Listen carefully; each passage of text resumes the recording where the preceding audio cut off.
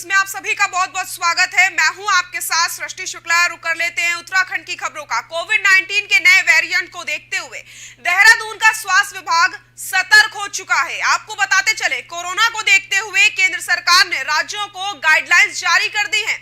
केंद्र सरकार के निर्देशों के बाद देहरादून में सभी अस्पतालों में कोविड की तैयारियों को लेकर के मॉक ड्रिल की गई है। मॉक ड्रिल के दौरान स्वास्थ्य विभाग की सभी तैयारियों को जांचा गया है। इस दौरान प्रदेश के स्वास्थ्य सचिव डॉक्टर आर राजेश कुमार ने राजधानी देहरादून के पंडित दीनदयाल उपाध्याय कोरोनेशन अस्पताल का निरीक्षण भी किया और कोरोना को लेकर के तैयारियों का यहाँ पर जायजा लिया गया। मॉक ड्रिल के सफल आयोजन के लिए सचिव चिकित्सा स्वास्थ्य एवं चिकित्सा शिक्षा डॉक्टर आर राजेश कुमार ने सभी मुख्य चिकित्सा अधिकारियों एवं चिकित्सा अधीक्षकों के साथ वर्चुअल माध्यम से बैठक का आयोजन किया। बैठक में सभी अधिकारियों को कोविड-19 के समुचित प्रबंधन के लिए चिकित्सा इकाइयों को दुरुस्त रखने के निर्देश यहाँ पर जारी किए गए। कोरोना को लेकर के स्वास्थ्य विभाग पूरी तरीके है मॉक ड्रिल का। तो ये एसेस मैंने किया आज। जो पीएसए प्लांट है उसका जायज़ा लिया गया। 1000 एलपीए में पीएसए प्लांट है जो फंक्शनल है। शेष जो मैनीफोल्ड है बी टाइप और डी टाइप सिलेंडर्स उसका भी जायज़ा लिया। कोरोनेशन नैनीताल हाईकोर्ट ने हल्द्वानी रेलवे की भूमि पर अतिक्रमणकारियों को 1 सप्ताह के भीतर अतिक्रमण को हटाने के आदेश दिए हैं। हाईकोर्ट के आदेश के बाद प्रशासन ने रेलवे के अधिकारियों के साथ मिलकर समीक्षा बैठक का आयोजन किया। इस बैठक में कुमाऊं कमिश्नर, डीएम, एसएसपी और रेलवे के एडीआरएम समेत कई प्रशासनिक अधिकारी मौजूद रहते हैं। बैठक की जानकारी देते हुए अधिकारियों ने बताया कि हाईकोर्ट के आदेश के अनुसार ही अतिक्रमण हटाए जाने की कार्रवाई की जाएगी। तो हल्द्वानी से खबर आपको हम बता रहे हैं, जहां पर अतिक्रमण को हटाने को लेकर के बैठक का आयोजन किया जाता है।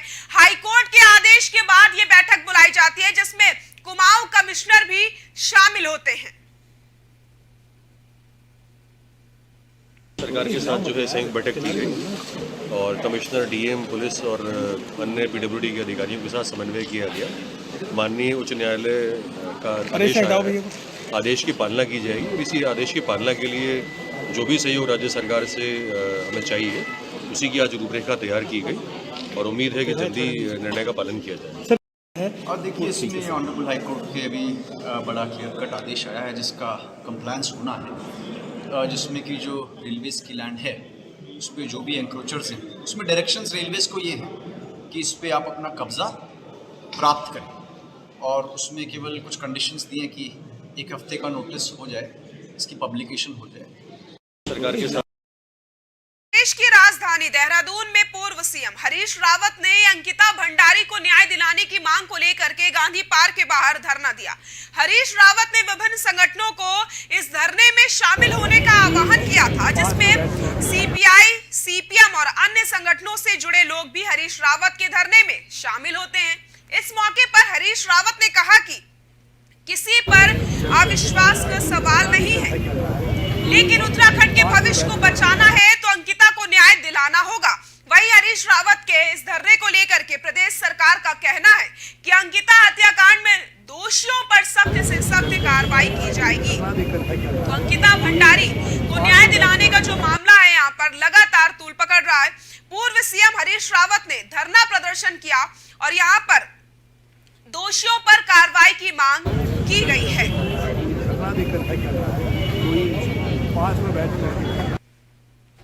2022 का चुनाव हो, चाहे उनके स्वयं के लड़ने का चुनाव हो, चाहे उन्होंने दलित मुख्यमंत्री बनाने का चुनाव हो, चाहे सत्ताधारी सरकार को जो है कितनी नौकरियां आपने दे दी हैं उसकी चेतावनी हो, या उनका गंगा में स्नान करना हो, उससे उनको जो कुछ भी उनकी आत्मा की आवाज़ बोलती हो, आपने उनको कहाँ टिकाऊ पाया है? काम तो कुछ है नहीं हरीश रावत जी पे। अच्छा समय काटने के लिए कुछ ना कुछ तो करना है। हमारी सरकार ने कोई कमी अभी तक अंकिता भंडारी, उसके परिवार को नहीं की है और आने वाला समय भी माननीय मुख्यमंत्री जी के नेतृत्व में, अपनी सरकार के नेतृत्व में, चाहे वो न्यायालय प्रक्रिया हो, चाहे वो पुलिस प्रक्रिया हो, चाहे कोई अन्य प्रक्रिया होगी, अंकिता भंडारी के साथ हम कंधे से कंधा और उसके परिवार के साथ हम कंधे से कंधा मिलाकर हम खड़े हैं। प्रदेश की राजधानी देहरादून में पूर्व सीएम हरीश रावत ने अंकिता भंडारी को न्याय दिलाने की मांग को लेकर के गांधी पार्क के बाहर धरना दिया है। हरीश रावत ने विभिन्न संगठनों को भी इस धरने में शामिल होने का आह्वान किया था, जिसके बाद आपको हम बताते चले कि सीपीआई, सीपीएम और अन्य संगठनों से जुड़े लोग भी हरीश रावत के धरने में शामिल होते हैं। इस मौके पर हरीश रावत ने कहा कि किसी पर भी अविश्वास का सवाल यहां पर नहीं है, लेकिन उत्तराखंड के भविष्य को बचाना है तो अंकिता को न्याय दिलाना ही होगा।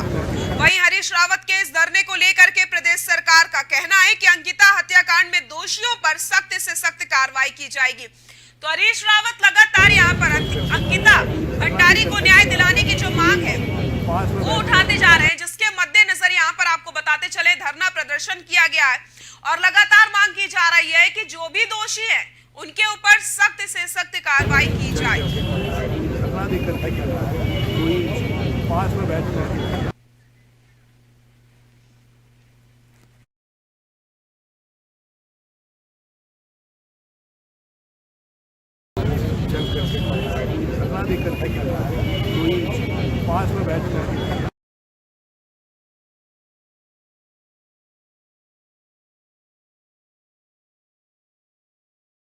प्रदेश के सीएम पुष्कर सिंह धामी ने जन समस्याओं को जल्द से जल्द निस्तारण के लिए अधिकारियों को निर्देश दे दिए हैं। सीएम ने अधिकारियों को जिले में जनता दरबार लगा करके लोगों की समस्याओं का समाधान करने के निर्देश दिए हैं। इसी के तहत देहरादून की जिलाधिकारी सोनिका ने कलेक्ट्रेट में जनता दरबार का आयोजन किया। इस मौके पर 108 शिकायतें मिली थी। जिलाधिकारी ने जन सुनवाई में मिली शिकायतों पर अधिकारियों को जल्द से जल्द निस्तारण के आदेश दिए हैं। तो जनता दरबार का आयोजन किया जाता है।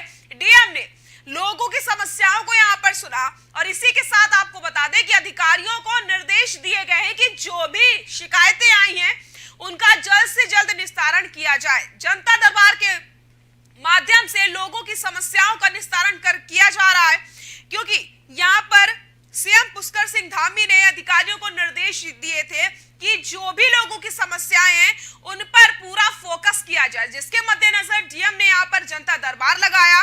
लोगों की समस्याओं को उन्होंने सुना। आपको बता दें जनता दरबार में कुल 108 समस्याएं आई थी, जिनके निस्तारण के लिए अब अधिकारियों को निर्देश जारी किए गए हैं।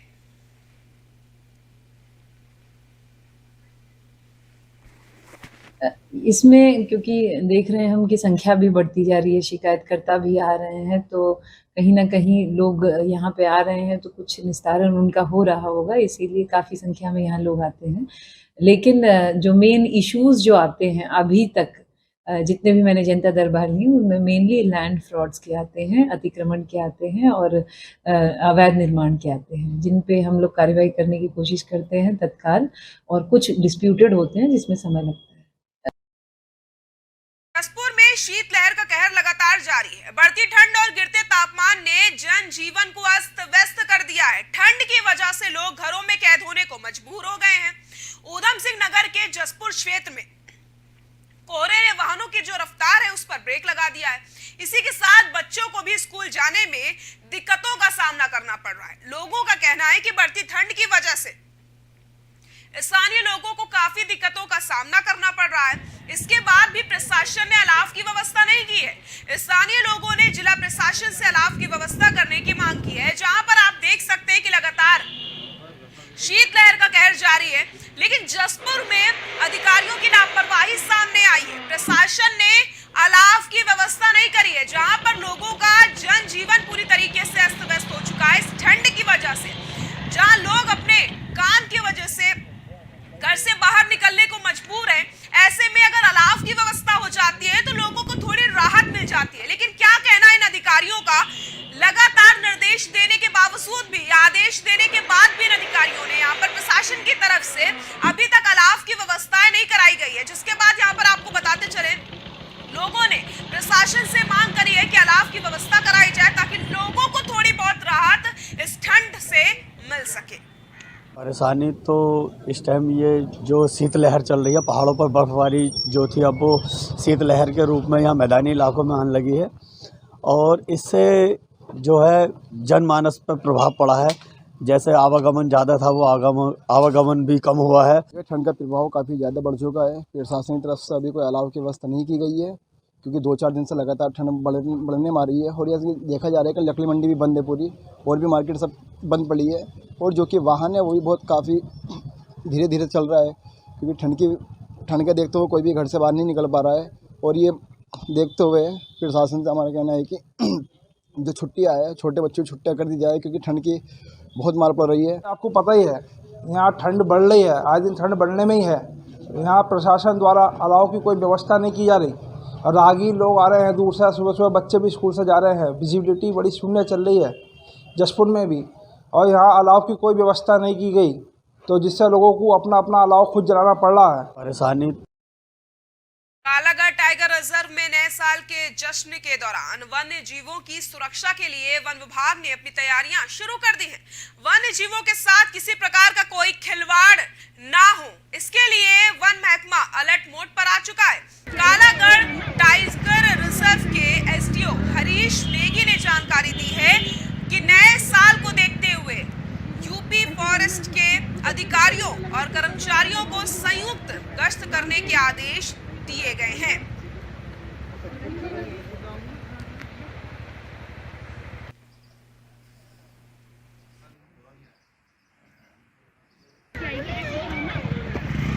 साल को लेकर के तैयारियां जोरों पर हैं। वन्य जीवों को बचाने के लिए यहां पर तैयारियां शुरू कर दी गई हैं। वन विभाग पूरी तरीके से अलर्ट मोड पर आ चुका है। आपको बताते चलें कि लगातार यहां पर अधिकारियों को निर्देश जारी किए जा रहे हैं कि वन्य जीवों के साथ किसी प्रकार का कोई खिलवाड़ ना किया जाए, जिसके मद्देनजर अब प्रशासन पूरी तरीके से एक्टिव हो चुका है और निगरानी यहां पर रखी जा रही है।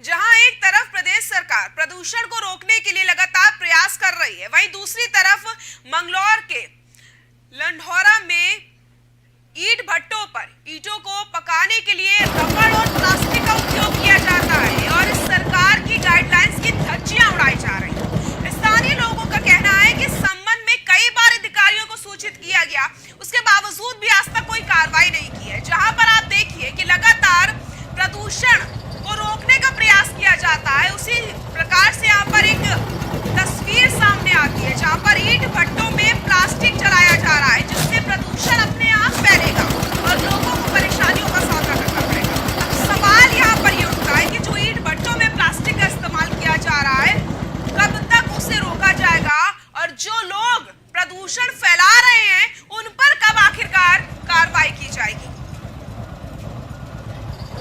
ठीक है, तो इसमें अभी मेरे संज्ञान में आई है खबर, तो इसमें हम जाके पोल्यूशन कंट्रोल बोर्ड को भी बता देंगे और हम भी खुद औचक निरीक्षण करके इसमें कार्रवाई करेंगे। पूर्व में भी हमारे द्वारा काफ़ी इसमें हमने सीज करे थे ट्रैक्टर भी बीच में, तो आगे भी हम कार्रवाई करते रहते हैं और निरंतर करते रहते हैं।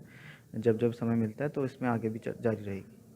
ठीक है, तो उत्तराखंड के सीएम पुष्कर सिंह धामी ने मसूरी विंटर कार्निवल के तहत साइकिल रैली का शुभारंभ किया। इस मौके पर सीएम धामी ने कहा कि मसूरी विंटर कार्निवल के आयोजन से मसूरी में पर्यटन को बढ़ावा मिलेगा और यहां आने वाले पर्यटकों को आकर्षित करने के लिए साइकिल रैली का आयोजन किया जा रहा है।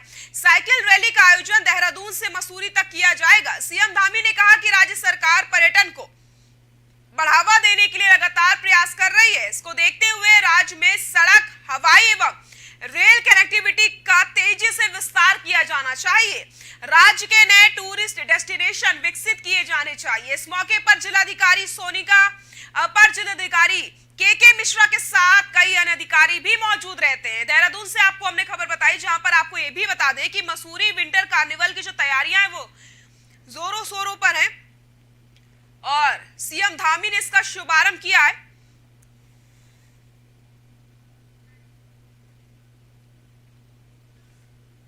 तो विंटर कार्निवल को लेकर के लगातार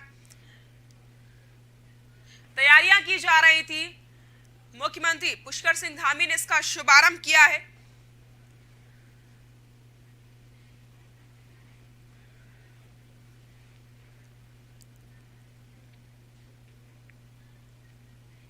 उत्तराखंड खेल महाकुंभ को लेकर के खेल मंत्री रेखा आर्या ने प्रेस कॉन्फ्रेंस की है।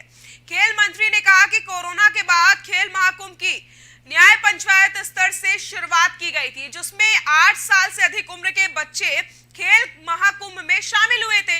खेल महाकुंभ का आयोजन उत्तराखंड की 662 न्याय पंचायत में हुआ था और अब इस खेल प्रतियोगिता का आयोजन राज्य स्तर पर किया जाएगा। इस प्रतियोगिता में करीब 8000 खिलाड़ी हिस्सा लेंगे।